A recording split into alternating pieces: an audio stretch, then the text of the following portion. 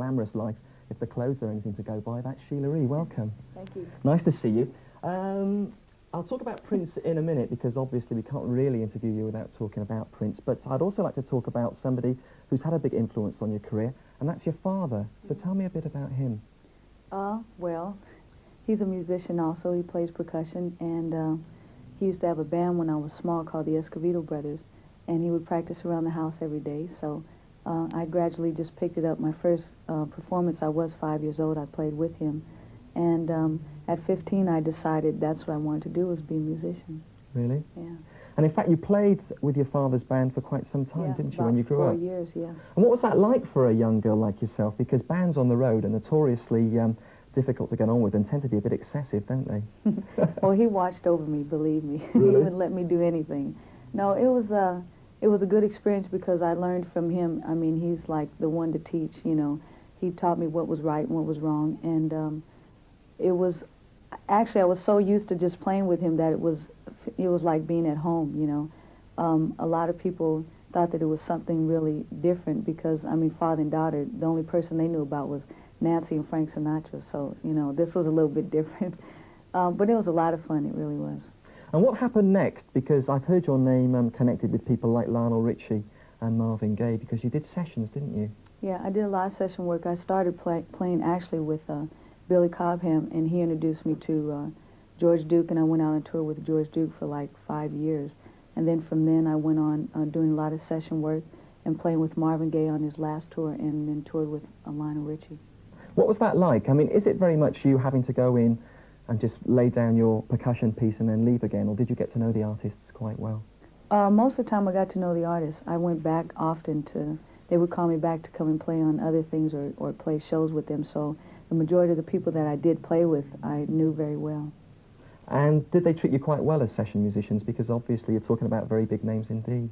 At first it was really hard. A lot of men drummers really resented me coming in and playing percussion on certain albums, and they got really upset.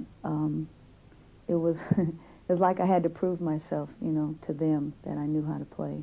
And they put me down a lot. They would say that the only reason why I was there was because I was a girl, because I knew them, you know, and they didn't give me the recognition by saying, okay, you can play.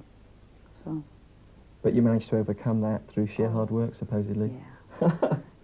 Well, when did you decide to go solo? Because obviously that was a very big move indeed for you, bearing in mind your experience. I think it was in '83. I was playing with Lionel Richie, and I had just gotten off the tour. I've known Prince for like 8 years, and the day I got off the Lionel Richie tour, he called me in to sing a song with him. And first I thought he was going to call me in to play drums, but he wanted me to sing a song called Erotic City. So I went in and sang that, and we did a whole bunch of other things. We did Apollonia 6's album, and then he said, why don't you just, you know, do your own thing? And I said, oh, no, I don't want to do that. You know, I'm too scared.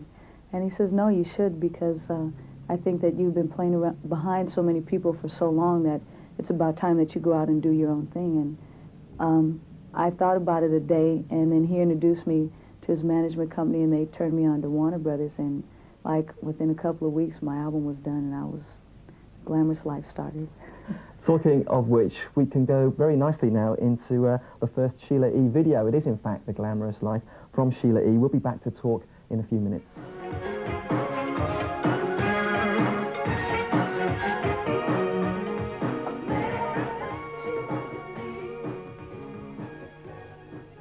Sheila E and The Glamorous Life, and the lady in question is with me in the Music Box studio.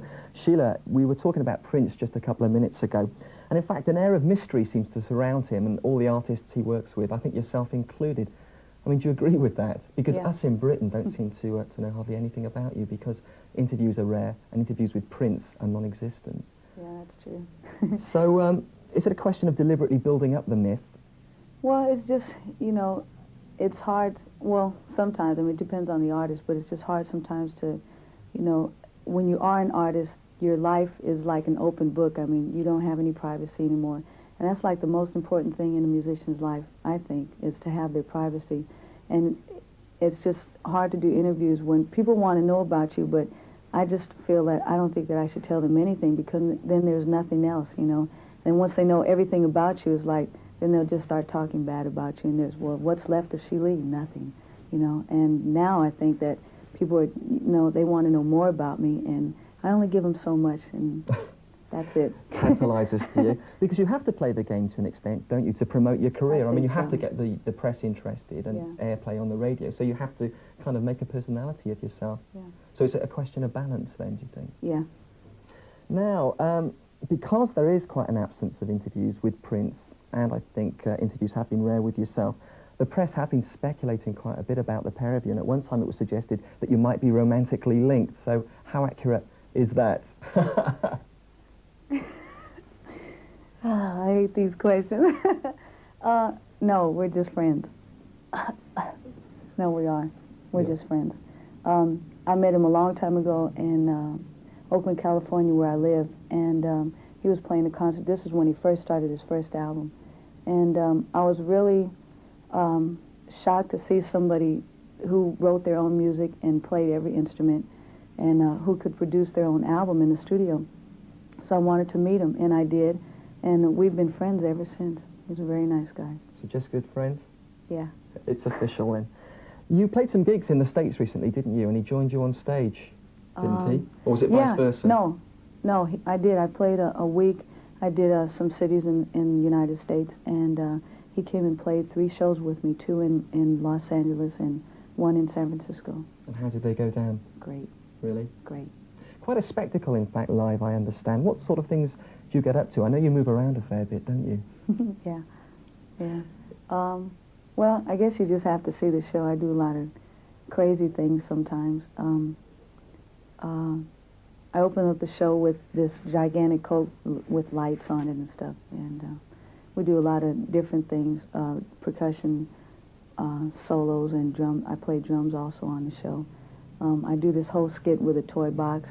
A gigantic toy box comes out. My brother comes out and dances, and I put on pajamas, and then I take off clothes and put on clothes, and it's exciting. Get along and see it. Yes, you're right. One thing that struck me when you came to the studios today was the fact that you tend to go around with a lot of bodyguards, and Prince is notorious for this too. Why on earth do you feel the need to have so much protection? I only have one bodyguard. Makeup artist is here, my manager's here, and my wardrobe person is here. All right, so a fair old entourage. But only sometimes I really need like 3 and 4 bodyguards, because there's certain places that I do go to. I've literally been mobbed, and it's really a scary feeling. It's not fun. And people don't mean to do you any harm. They don't mean to do any harm. It's just they want to touch you and get close. And this person one time, I had a scarf on, and they choked me, and I couldn't breathe. They were trying to push me through the crowd, and, my bodyguard had to, hit them in the mouth, and they broke their jaw by accident. I'm sorry, but it was an accident. But, I mean, there's no way of getting out those situations. They just want to, hold on to you. Yeah. There are 2 sides to every story, because Madonna was criticised here recently because her bodyguards, it was felt, went over the top, but then you actually don't hear the other side when people can get quite dangerous with people like yourself. Okay, then what's next for Sheila E? Because your output over here seems to be kind of occasional in a way. The album comes out and stuff, and I was wondering what would be happening next from you. What I'm going to do next is do another album. I'm working on it now, on my 3rd album, and there's a possible tour of going out with Lionel Richie in July, and he'll be touring for a long time, and I think probably Prince and I will go back out on tour. Speculate even more rumours. Sheila E, thanks for coming in today. Thank you. It's been really nice to see you, and we're going to play out this little section of the show with Sheila E's last single, I Love Bizarre.